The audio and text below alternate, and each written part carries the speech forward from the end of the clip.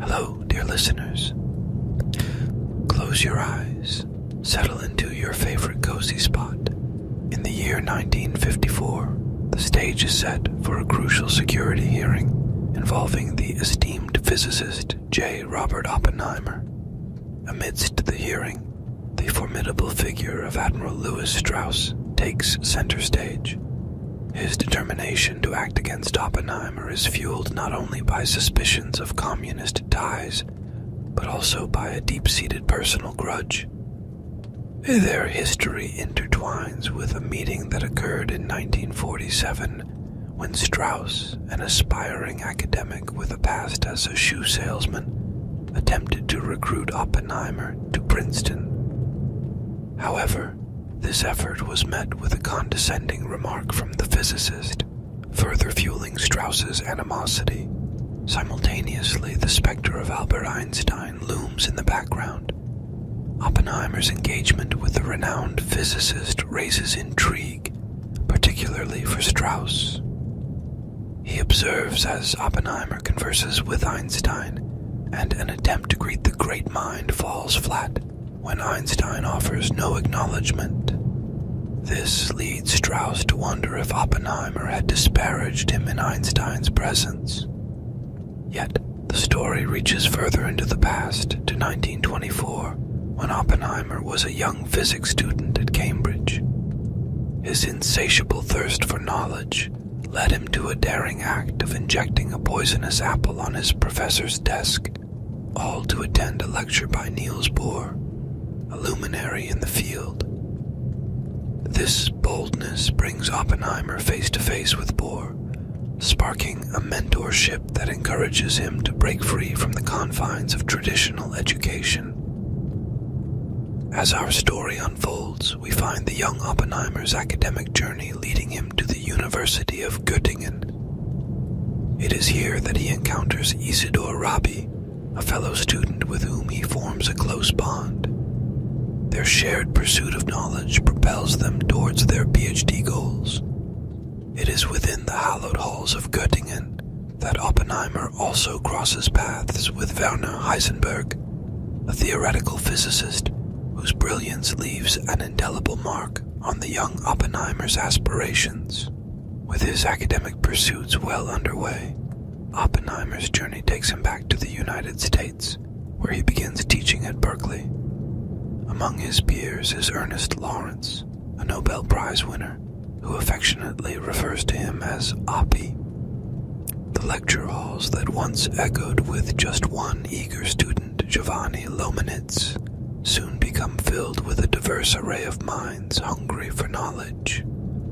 Intriguingly, Oppenheimer's story delves into unexpected realms as he attends a Communist Party gathering alongside his younger brother Frank and his girlfriend.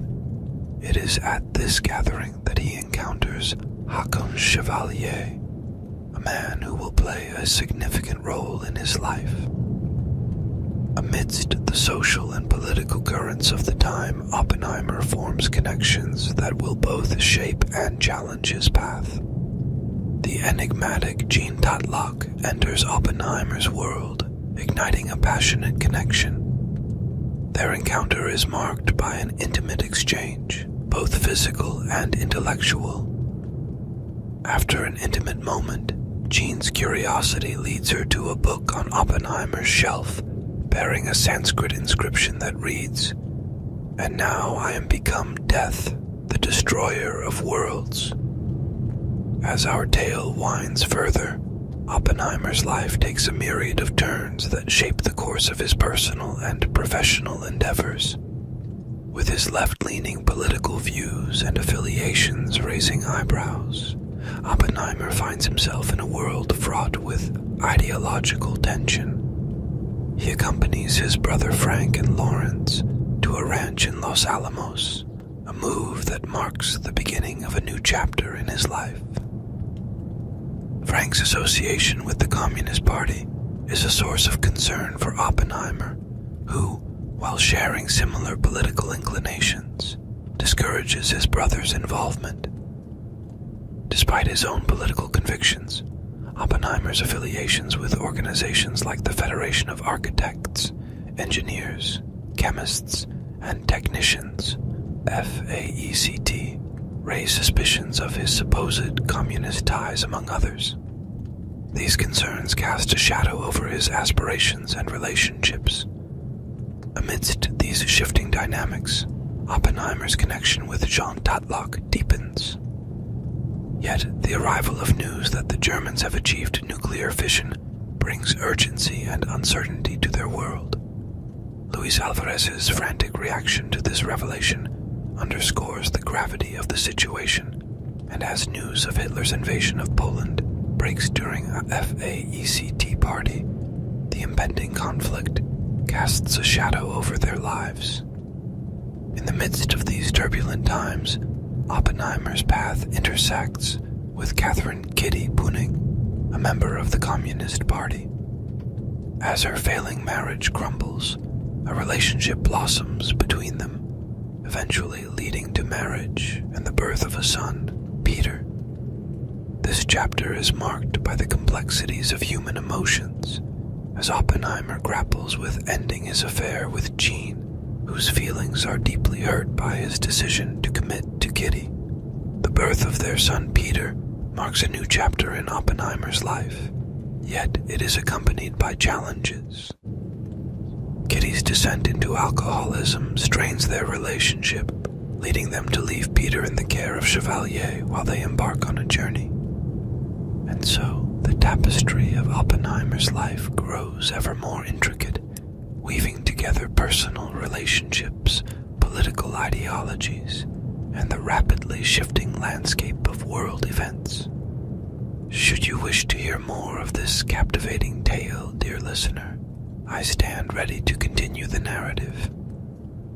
At the university, the stage is set for a pivotal moment as General Leslie Groves and Lieutenant Colonel Kenneth Nichols approach Oppenheimer. Their purpose is to recruit him as the director of the Manhattan Project, a top-secret endeavor to develop an atomic bomb during World War II.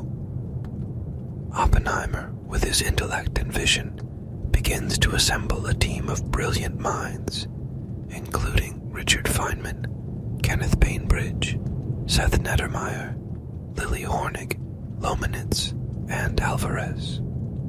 Together they establish their base in Los Alamos, a place where they construct a simulated town near the testing site, shielded from prying eyes. The narrative takes us through the highs and lows of this monumental effort. Edward Teller, a prominent physicist, is introduced to the project, bringing with him the realization of the potential of a hydrogen bomb, far more powerful than the atomic bomb. Fears of its catastrophic consequences and the specter of mutually assured destruction haunt their thoughts. However, with further research, these fears are quelled, and the odds of such a catastrophe are reduced to near zero. A flash forward offers glimpses into Oppenheimer's ongoing journey as he transitions from the Manhattan Project to work on the development of the hydrogen bomb. Tensions rise when news arrives of the Soviet Union's successful atomic bomb test, fueling discussions among the scientists. The fears of communist infiltration, already present during the project's inception, are heightened by this development. Back in the present, the security hearing casts a shadow over Oppenheimer's legacy. His connection with Chevalier becomes a topic of scrutiny, with allegations of treasonous actions. The presence of Colonel Boris Pash, head of security, further complicates matters as he actively targets communists. An anti-communist lawyer, William Borden, presents the members of the hearing with an indictment against Oppenheimer. The tale now stands at a crossroads, with Oppenheimer's past and present converging, and the weight of his decisions and associations bearing heavily upon him. The intricate web of relationships, ideologies, and political intrigue continues to unfold. The web of Oppenheimer's relationships grows increasingly intricate.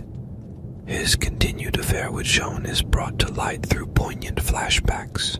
Amidst an emotionally charged confrontation, he admits to this betrayal in Kitty's presence. As Kitty envisions John's intimacy with her own husband, the depths of pain and jealousy unravel within her. Tragedy strikes with Jean's untimely death, framed as a suicide. Yet, there's a lingering suggestion that darker forces might have been at play, hinting at the possibility of foul play. Kitty witnesses Oppenheimer's emotional breakdown over the news, but sternly instructs him to regain his composure, highlighting the tumultuous emotional landscape they both navigate. The narrative returns to the project's development with the introduction of Niels Bohr to the Los Alamos team. Bohr's insights contribute to the project's progress, yet his somber observation weighs heavily on Oppenheimer's conscience. The realization that they are giving mankind the power to self-destruct. As history marches forward, Hitler's demise marks a pivotal moment. The project's momentum continues, knowing that the Japanese are still pursuing their wartime efforts. The team undertakes numerous tests, perfecting their creation until they stand on the precipice of initiating the Trinity test. The momentous detonation, with its formidable mushroom cloud and shockwave, evokes a mixture of awe, pride, and an unsettling sense of power. The narrative takes us further, as President Harry Truman makes the fateful decision to drop atomic bombs on Hiroshima and Nagasaki. Oppenheimer's conscience grapples with the immense loss of life that results from these actions. In a powerful scene, he addresses his team, initially met with cheers, but his vision of the bomb's horrifying effects shatters the celebratory atmosphere. Oppenheimer's encounter with President Truman is both charged and revealing. The weight of his creation, now a destructive force unleashed upon the world, weighs heavily on his shoulders. His inner turmoil confronts the external praise he initially receives, and his interaction with Truman captures the complexity of their time and decisions. In the twilight of our story, the threads of Oppenheimer's life and the legacy of his creation are drawn together with poignant clarity. As the Senate hearing looms, the aftermath of the Manhattan Project's impact unfolds. Strauss unveils the fates of key figures like Frank, Lomanitz, and Chevalier, casting a somber light on the enduring consequences of their actions. Oppenheimer's aspirations for arms control, a shift away from the hydrogen bomb, clash with the prevailing currents of the Cold War. Amidst these struggles, the revelation of Klaus Fuchs as a Soviet spy further taints the project's history. Oppenheimer's efforts to halt further nuclear weapons development encounter skepticism in a world gripped by the specter of the Cold War. Throughout the hearing, Kitty's frustration mirrors her growing resentment of Oppenheimer's self-destructive tendencies, rooted in guilt and a yearning for martyrdom. Oppenheimer's encounter with Roger Robb and the testimonies of his peers paint a multifaceted portrait of his character and motivations. The pivotal realization that the United States would wield any weapon necessary to secure victory marks a profound transformation in his perspective on nuclear weaponry. Strauss, driven by political ambition, faces his own downfall as past grievances resurface during his pursuit of power. The testimony of David Hill, a former technician, becomes a pivotal moment, showcasing the ramifications of personal vendettas on political trajectories. In a poignant flash forward, Oppenheimer's conversation with Einstein resonates deeply. Their dialogue delves into the profound implications of their work, highlighting the potential for a chain reaction that could jeopardize the world. Oppenheimer's vivid visions of global nuclear devastation cast a haunting pall over the legacy of his creation. And so, our narrative reaches its zenith